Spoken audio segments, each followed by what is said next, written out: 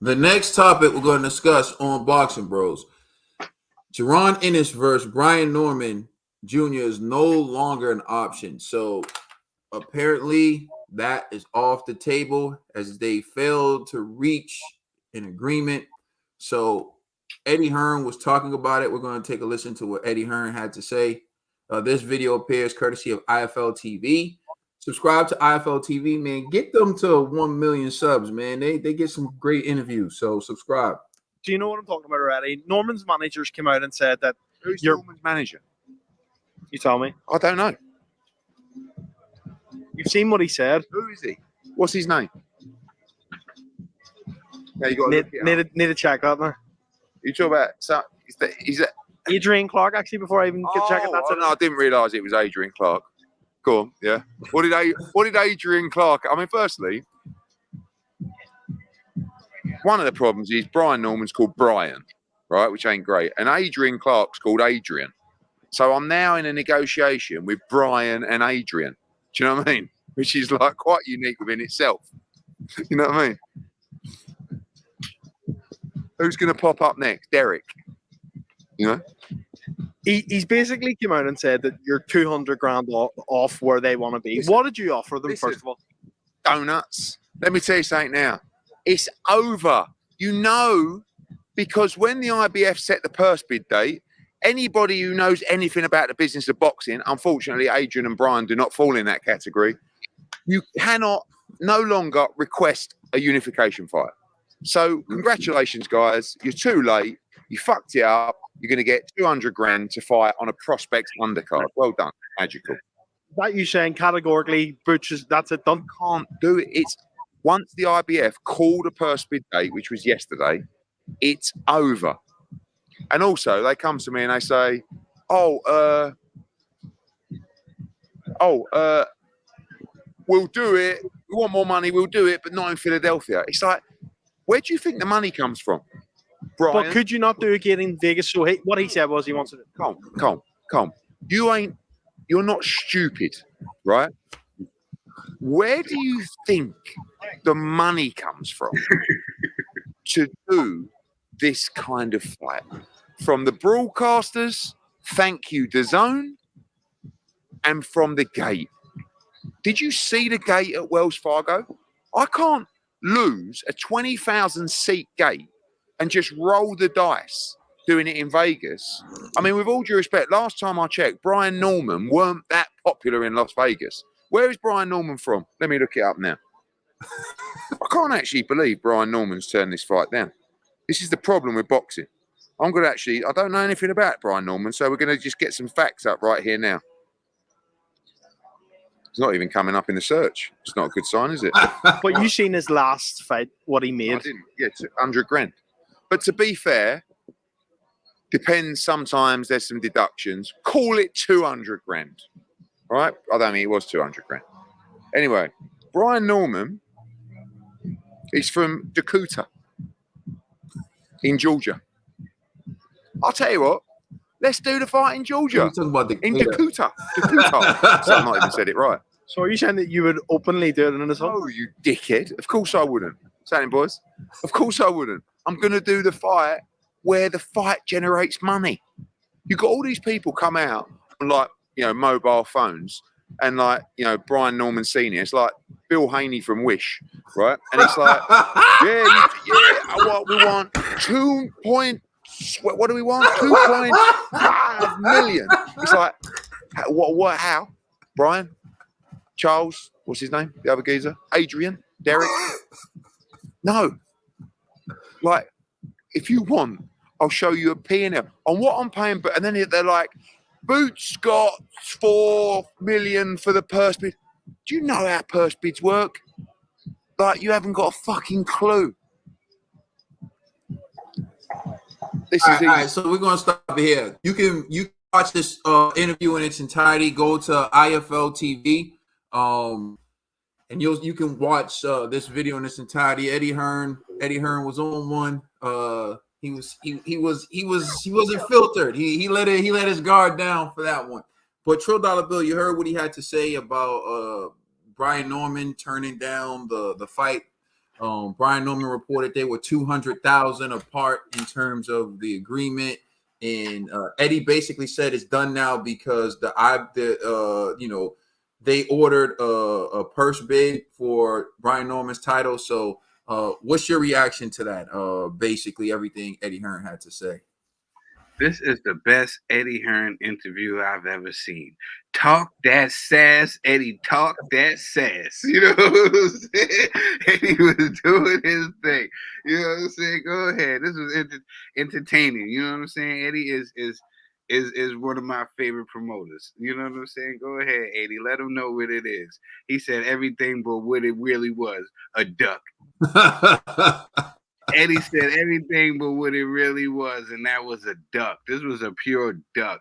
You had a chance to quadruple your last pay that you got. You know what I'm saying? You got a chance to get 1.5 to 1.7, whatever, and you didn't want to. Man, listen, this was just common sense. That fight was supposed to take place in Philly, and that's how it was going to show out. Eddie already told you what it is. This is if you was all that trash you was talking, this was it. This was it. And you bluffed. You was just bluffing. You was just bluffing. You know what I'm saying? You was just bluffing. And you dropped the bag. You was bluffing and you dropped the bag. You know what I'm saying? And this is sad. Go ahead, Eddie. I ain't mad at Eddie. Eddie rolled him up. He didn't just roll him up. He rolled Adrian up. He just rolled them all up, and he just smoked them because it's the truth. This is a blatant duck. If people don't want to know what this is what that is. There's no excuses. You know what I'm saying for this. And I know there's gonna be somebody in the comment section like, no, y'all don't know. Brian Norman is gonna be the next guy. No, he even knew he wasn't ready. That's why he did that crap. He wasn't listening. He didn't bet on himself. You know what I'm saying? When you know darn well that you the B side. Of course, you're gonna have to fight in his hometown, and you getting the weight quadruple the money you ever get. Listen, I'm not going here and sitting here and going back and forth with you folks. This was a duck, and we all know it. And Eddie said everything but is true, but what it really was, and that was a duck. That's all I gotta say. So for me, this is the Eddie that I like, and this is Eddie showing that he's learned. So remember, back in the days when Eddie did interviews, he used to go after every single promoter, and I said that's counterproductive. No one's going to want to work with him, right? So he realized that when he had no way to go and everything, and so he stopped attacking promoters, and he stopped doing that. The biggest takeaways from what Eddie did, although he did attack Team Norman, I thought what he did was justified because of this reason. Eddie made them, in my opinion, a legitimate offer to fight Boots Ennis. It's more than Brian Norman's ever made. And they themselves admit it was 200,000 off. But if you beat Jaron Boots Ennis and you become unified champion, you become that guy. Is it not worth it? Is it not worth it? So to me, when you start saying stuff like we were 200,000 off, it starts sounding like you just raising the price now. You just keep raising the prices. You got a fair offer. So to me, that was a fair offer that he rejected. So the other thing is, as far as they don't want to do it in Philly, like Eddie's done taking losses. You heard what he said in that video. Where do you think the money comes from? I can't afford to take the loss. There's another thing I like that Eddie said. Eddie's not taking losses anymore. So this is what's showing me that now Eddie, like I said, whenever I point out the criticisms of Eddie, everyone says you hate him, but you see he ends up moving the way that I said he needs to be moving. So Eddie now is like, I'm not taking any losses. If you want to do the fight, we do it in Philly. Gave him a reasonable offer. Now they wanted 200,000 more. He could have caved and been like, okay, I'll give you the 200,000 more. But that 200,000 more you're giving this guy could go to an undercard fight, a good undercard fight for a major event. So now you start thinking like, nah, I told you the market. I told you what it was.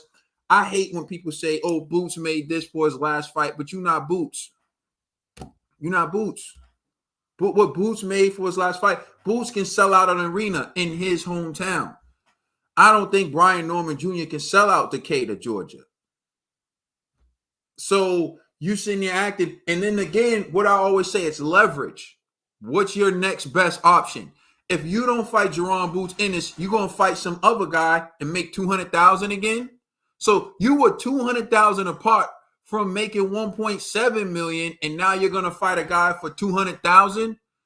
You know what it sounds like? It sounds like you could have been a millionaire, but you chose to be 100,000-aire. Like what did Andre Ward said? You're walking over dollars to pick up pennies. That's what you're doing. And after the man gets his cut, after the man gets his cut, and you gotta pay everybody off, the nutritionist, the strength conditioning coach, your pops. Yeah. You know what I'm saying? Pops is the biggest cut, right?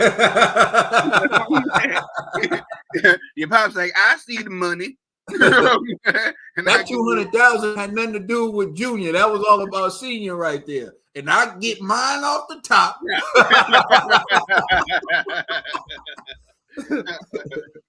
That's my negotiating fee. No, but that's separate. Yeah. But here's the thing. And this is another thing too for people who try to be like, oh, it's the managers who set up the fights and not the promoter.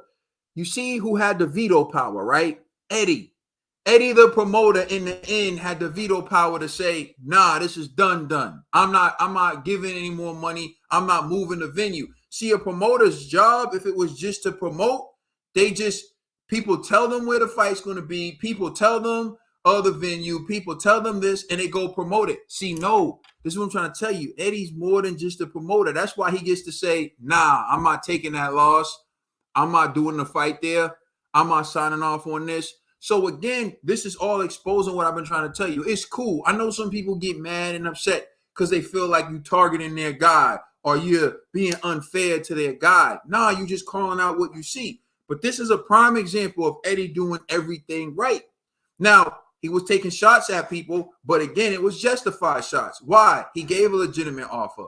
Why? Because they were kind of being unreasonable. You're going to get more than your max payday. You get the opportunity to become unified champion. You getting it all, and you mad? People had to go. Leon Perot just went into Puerto Rico to take Subriel Matias' belt. Brian Norman can't go to Philly. He can't go from Decatur to Philly. Like, you're being unreasonable now. And so this is where, like, I side with Eddie on this one. I side with Team Ennis because I feel like Brian Norman, let's be honest, people didn't really know who he was like that until he got elevated. I know bro was talking about Brian Norman being elevated, and I had to go and look up when I saw him fight on someone's undercard and be like, oh, yeah, I remember this dude. Like, for real. And I watch boxing. I follow it. So you got to be honest, man. Brian Norman is going to get the most exposure he ever got fighting Jaron Boots Ennis. And here's a fact. He could actually become a bigger household name even in a loss to Jaron Boots Ennis if he performed decent. So he had everything to gain, and he still turned it down. So you tell me what that is. Let us know how you feel in the comment section. Please like and subscribe. Check us out on Instagram and Twitter. And please check out our podcast on all major streaming services. I'm the Commissioner Trill Dollar Bill. It's my brother Caden. It's LG for life, and we the Boxing Bros.